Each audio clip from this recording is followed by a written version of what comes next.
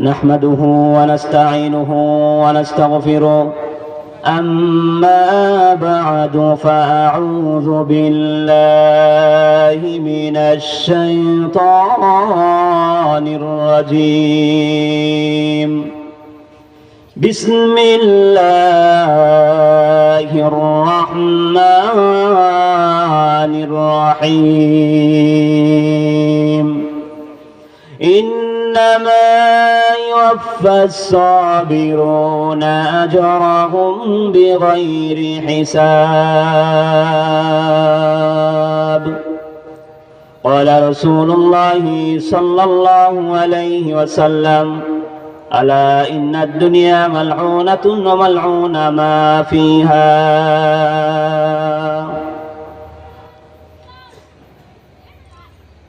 আমি আপনাদের সামনে সূরাতুল বাকারার সূরাতুল জুমারের 10 নম্বর আয়াত পাঠ করেছি। আজকের যে মাহফিল, সেই মাহফিলের যে স্থানটা, দুনিয়ার মধ্যে যা কিছু আছে সবকিছুর চাইতে উত্তম এই স্থানটা। জোরে বলেন সুবহানাল্লাহ। সহিহ তারগিব ওয়া তারহিব নামক কিতাবের 74 নম্বর হাদিস, নবীজি বলেন, আন আবি হুরায়রা রাদিয়াল্লাহু তাআলা আনহু قال قال رسول الله صلى الله عليه وسلم ألا إن الدنيا ملعونة وملعون ما فيها إلا ذكر الله। দুনিয়া এবং দুনিয়ার মধ্যে যা কিছু আছে সব কিছুই হলো আল্লাহর অভিশাপ। ইল্লা জিক্রুল্লাহ, যেই জায়গার মধ্যে আল্লাহর আলোচনা করা হয়, জিকির করা হয়, কোরআনের আলোচনা করা হয়, সেই জায়গাটা ছাড়া। যেটা বলেন সুবহানাল্লাহ। নবীজি বলেন ওয়া আলিমান ওয়া মুতাআল্লিমা, 2 নম্বরে যেই জায়গার মধ্যে কোরআন শিক্ষা দেওয়া হয় এবং যারা বসে বসে কোরআন শিক্ষা করে এবং শ্রবণ করে। জোরে বলেন সুবহানাল্লাহ। তাহলে আজকে আমাদের এখানে কোরআনের আলোচনা হচ্ছে, এই জায়গাটা অভিশপ্ত নয়। কি বলেন? বাজারটা হলো অভিশাপ। এই পৃথিবীতে যত ঘর রয়েছে প্রতিটি ঘরের মধ্যে আল্লাহর অভিশাপ। কিন্তু যেখানে ইল্লা জিক্রুল্লাহ, আল্লাহর জিকির করা হয়, যে ঘরের মধ্যে বসে বসে আল্লাহর কোরআন তেলাওয়াত করা হয়, এই ঘরের ভিতরে আল্লাহর অভিশাপ না।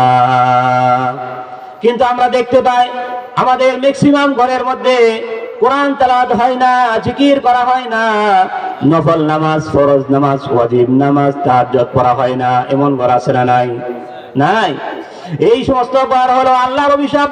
আলা ইন্নাদ দুনিয়া মালউনাতুন, নবীজি বলেন এটা হলো অভিশাপ। আমার মুসলমান ভাইরা, আমি আপনাদের সামনে যে আয়াত তেলাওয়াত করেছি, আল্লাহ তাআলা বলেন ইয়া আইয়ুহাল্লাযীনা আমানু ইসতাঈনু বিস-সাবরি ওয়াস-সালাহ। সূরাতুল বাকারার 153 নম্বর আয়াত, আল্লাহ তাআলা বলেন, হে ঈমানদারেরা, তোমরা ধৈর্য ধারণ করো, আমি আল্লাহর কাছে সাহায্য চাও, আমি আল্লাহ তাআলার কাছে প্রার্থনা করো, যা কিছু চাওয়ার দরকার আমি আল্লাহ তাআলার কাছে চাও। কোনো ওলি আউলিয়া, পীর, এদের কাছে তোমরা কোনো কিছু চাইও না, আমি আল্লাহ তাআলার কাছে চাও। কিভাবে চাইতে হবে? আল্লাহ তাআলা বলেন বিস-সাবরি ওয়াস-সালাহ, নামাজের মাধ্যমে আমি আল্লাহ তাআলার কাছে চাও, ধৈর্যের মাধ্যমে আমি আল্লাহর কাছে চাও।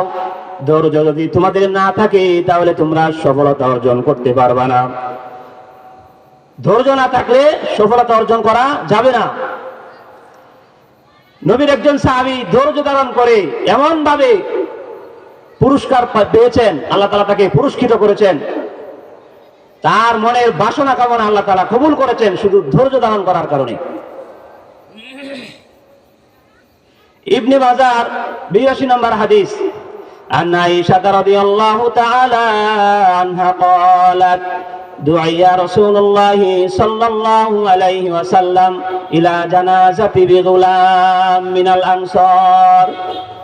নবীজি সাল্লাল্লাহু আলাইহি সাল্লামকে মদিনার আনসারী ছোট্ট একটি বালকের জানাজা নামাজ পড়ানোর জন্য নবীজিকে ডাকা হলো। নবীজি যখন শিশুর জানাজার নামাজ পড়ার জন্য গেলেন, আম্মা জান আয়েশা রাদিয়াল্লাহু তাআলা আনহা বললেন, ফাকুলতু ইয়া রাসূলুল্লাহ, ও নবীজি তুবা লিহাযা এই শিশুটার জন্য হলো সুসংবাদ। জোরে বলেন সুবহানাল্লাহ। তুবা লিহাযা উসফুরুম মিন আসাফিরিল জান্নাহ লাম ইয়ামালি সুউ ওয়া লাম ইদরিকহু। আয়েশা রাদিয়াল্লাহু তাআলা আনহা বলেন, নবী গো, এই বাচ্চাটার জন্য সুসংবাদ, সে হলো জান্নাতি চড়ুই পাখিদের মধ্য থেকে একটি চড়ুই পাখি। জোরে বলেন সুবহানাল্লাহ। জান্নাতি একটা পাখি সেই ছোট বাচ্চাটা। আপনি যার জানাজার নামাজ পড়াতে আসছেন, কারণটা কি? লাম ইয়ামালি সুউ ওয়া লাম ইদরিকহু, সে কোনোদিন খারাপ কাজ করে নাই, কোনোদিন গুনার কাজ করে নাই। খারাপ কাজ করার জন্য, অন্যায় কাজ করার জন্য সে কোনো সুযোগ পায় নাই। জোরে কোন ঠিক কিনা? নবীজি বলেন, ক্বালা আও গায়রা যালিকা ইয়া আয়েশা, হে আয়েশা, এর বিপরীত তো হতে পারে, কিন্তু ইন্নাল্লাহা খালাকা লিল জান্নাতি আহলান। হে আয়েশা শোনো, আল্লাহ তাআলা এক শ্রেণীর লোকদেরকে জান্নাতের জন্য তৈরি করেছে। জোরে বলেন সুবহানাল্লাহ। আর এক শ্রেণীর লোকদেরকে আল্লাহ তাআলা জাহান্নামের জন্য তৈরি করেছে। তাহলে বোঝা গেল, ছোট ছোট বাচ্চা যারা মারা যায় তারা জান্নাতে চলে যায়। জোরে বলেন সুবহানাল্লাহ।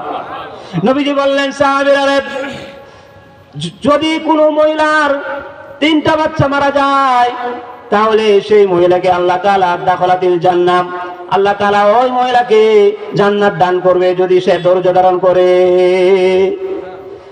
এক সাহাবী জিজ্ঞাসা করলেন, এক মহিলা প্রশ্ন করলেন, নবী গো, যদি কারো 2টা সন্তান মারা যায়, নবীজি বললেন 2টা সন্তান মারা গেলেও আল্লাহ তাআলা তাকে জান্নাত দান করবে।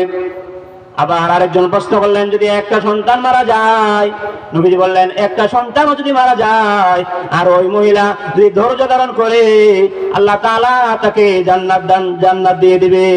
সুবহানাল্লাহ। মুহতারাম হাজিরিন, ফয়জুল কালাম 916 নম্বর হাদিস। قال رسول الله صلى الله عليه وسلم আইনান লা তামাসসুহুমা النار। নবীজি বলেন, 2টি এমন চক্ষু রয়েছে যে 2টি চক্ষুকে আল্লাহ তাআলা জাহান্নামের আগুনে জ্বালাবে না। এমন 2টি চক্ষু আমার আছে কিনা, আপনাদের আছে কিনা, নিজেরা ব্যক্তিগতভাবে চিন্তা করুন। 2টা চক্ষুকে আল্লাহ তাআলা জাহান্নামের আগুনে দিবে না, জাহান্নামের আগুন তাকে স্পর্শ করবে না। 1 নাম্বার হলো আইনুন বাকাত মিন খাশিয়াতিল্লাহ। নবীজি বলেন, ও আমার উম্মতেরা, তোমাদের চক্ষু থেকে আল্লাহর ভয়ে যদি 1 ফোঁটা পানি আল্লাহর জমিনে ফেলাও, এই চক্ষুটাকে আল্লাহ তাআলা কিয়ামতের কঠিন ময়দানে জাহান্নামে দেবে না। জোরে বলেন সুবহানাল্লাহ। আইনুন বাকাত মিন খাশিয়াতিল্লাহ। নবীজি বলেন, ও দুনিয়ার মুসলমান, ও আমার উম্মত, তোমার সন্তান যদি মারা যায়, তোমার বাবা যদি মারা যায়, তোমার মা যদি মারা যায়, তোমার স্ত্রী যদি মারা যায়, তার জন্য কিভাবে কান্না করো। চোখ থেকে 1 ফোঁটা পানি নয়, 2 ফোঁটা পানি নয়, হাজার হাজার ফোঁটা চোখের পানি মাটিতে ফেলে দাও। কিন্তু যে আল্লাহ তোমাকে সৃষ্টি করেছে, ছোট থেকে বড় করেছে, মিন খাশিয়াতিল্লাহ, ওই আল্লাহর ভয়ে 1 ফোঁটা চোখের পানি তুমি মাটিতে ফালতে পারো না। ঠিক কিনা আমার মুসলমান ভাইরা? সন্তান যদি মারা যায়, সেই সন্তানকে যখন কবরে নিয়ে যায়, কলিজার টুকরা সন্তানের মা পিছনে পিছনে যায়। ছেলে যদি মারা যায়, বাবা পিছনে পিছনে যায়। ভাই যদি মারা যায়, তাকে যখন কবরে নিয়ে যায়, ভাই আপন ভাই তার পিছনে পিছনে যায়, কত কান্না করে। আমার মুসলমান ভাইরা, মাও কান্না করে সন্তানের জন্য। কেন এত আদর কেন? এই সন্তানের চক্ষু কি মা দিয়েছে? কি বলেন দিয়েছে? সন্তানকে যে 2টা ঠোঁট দেওয়া হয়েছে, এই সন্তান আপনাকে যে 2টা চক্ষু দেওয়া হয়েছে, এগুলি কি মা দিয়েছে? না। বাবা দিয়েছে? না। বন্ধু বান্ধব দিয়েছে? না না। ভাই দেয় নাই, দিয়েছেন কে? আল্লাহ। আমার মুসলমান ভাইরা, সন্তানকে মা কিছুই দেয় নাই, শুধু 10 মাস 10 দিন গর্ভে ধারণ করেছে, তারপরে এত কান্নাকাটি করে, এত কষ্ট। নবীজি বলেন যে আল্লাহ তাআলা তোমাকে চক্ষু দান করেছে, যে আল্লাহ তোমাকে দুটা কান দিল, দুটা হাত দিল, দুটা পা দিল, সে আল্লাহ তাআলা অন্তরে কেমন মায়া। মার অন্তরে যদি এত মায়া থাকে, বাবার অন্তরে যদি এত মায়া থাকে, মা বাবা চক্ষু দেয় নাই, পা দেয় নাই, হাত পা কোনো কিছু দেয় নাই, রিজিক দেয় নাই, যে আল্লাহ রিজিক দেয়, হাত পা দিয়েছে, ছোট থেকে বড় করেছে, সেই আল্লাহর অন্তরে কি মায়া আছে না নাই? কি বলেন নাই? আমার মুসলমান ভাইরা, সন্তানকে যখন কবর দেওয়া হয়, সেই সন্তান কবরের মধ্যে কলিজার টুকরা মা কেন যেতে পারে না? জীবনে দেখছেন মহিলার কবরে নামে না? তার কারণটা কি? কারণটা হলো, কোন যুবক যদি কবরের মধ্যে নামে, সেই যুবক উঠতে পারে। বাবা যদি সন্তানের কবরে নামে, সন্তানকে কবরে শোয়া দেয়, সেই বাবা কবর থেকে উঠতে পারে। কিন্তু যদি কোনো মহিলা, যদি কোনো সন্তানের মা কবরের মধ্যে নেমে যায়, এই মা সন্তানকে ধোয়া, সন্তানকে কবরে রেখে উঠার মন চাবে না।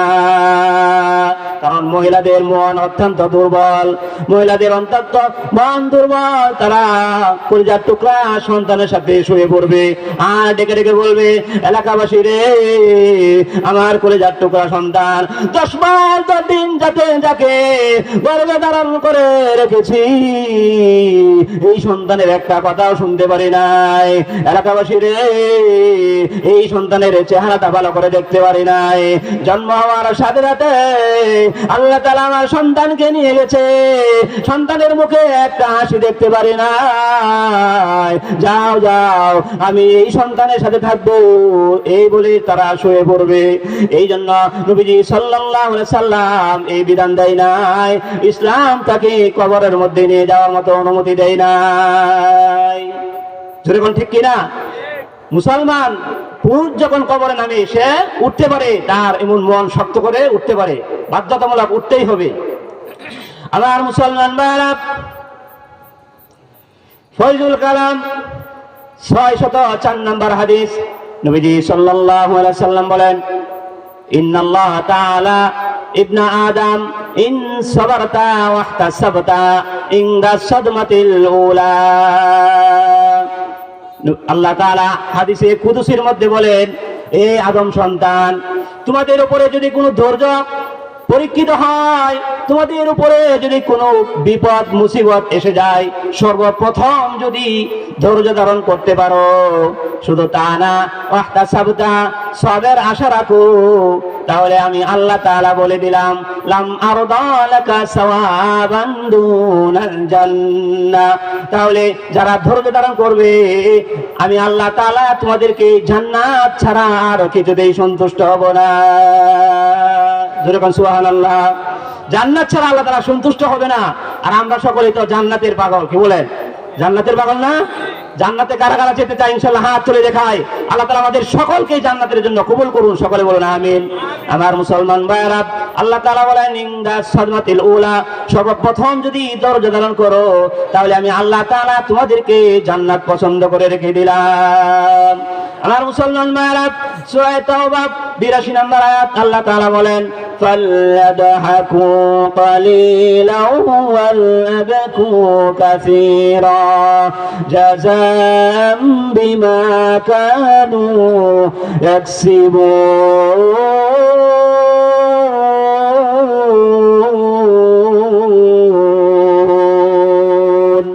আল্লাহ তাআলা বলেন, ও আমার বান্দা বান্দিরা, দুনিয়াতে থাকা অবস্থায় কম কম হাসো, বেশি করে কাঁদো।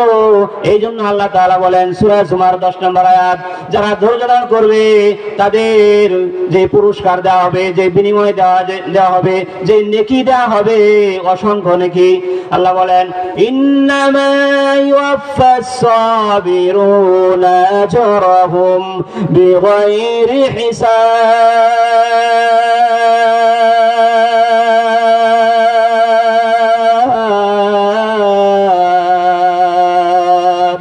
আল্লাহু আকবার। আল্লাহ তাআলা বলেন, ধৈর্য ধারণ করলে আমি আল্লাহ তাআলা তোমাদেরকে হিসাব ছাড়া, অগণিত, আমি আল্লাহ তাআলা তোমাদেরকে নেকি দান করব। মুহতারাম হাজিরিন, ছোট্ট একটি অনেক সুন্দর ঘটনা ছিল, সেটা আমি বলতে পারলাম না। আজানের সময় হয়ে গেছে, সেই জন্য আমি আমার আলোচনা এখানেই শেষ করছি। আল্লাহ পাক রব্বুল আলামিন, আমি আগেই বলেছি যে সময় একেবারেই কম। আল্লাহ তাআলা আমাদেরকে ধৈর্য ধারণ করে যেন আমরা জান্নাত অর্জন করতে পারি, সেই তৌফিক আল্লাহ পাক রব্বুল আলামিন আমাদের সকলকে দান করুন। সকলে বলুন আমিন। সকলে বলি মাশাআল্লাহ। হুজুর অনেক সুন্দর আলোচনা করতেছিলেন, যদি আরো 1 ঘন্টাও আলোচনা করতেন আপনারা শুনতেন না, কিন্তু সামনে নামাজ, এশার সালাত সময় হয়ে গেছে, আর দীর্ঘ সময় হুজুরকে দেওয়া গেল না। কিন্তু আমরা হুজুরের জন্য দোয়া করি, আল্লাহ তাআলা যেন হুজুরকে কবুল করেন, বলেন আমিন। এশার নামাজের আজান হইতেছে, এখন আজান হবে। আজানের পরপরই আমাদের আজকের দাওয়াতি মেহমান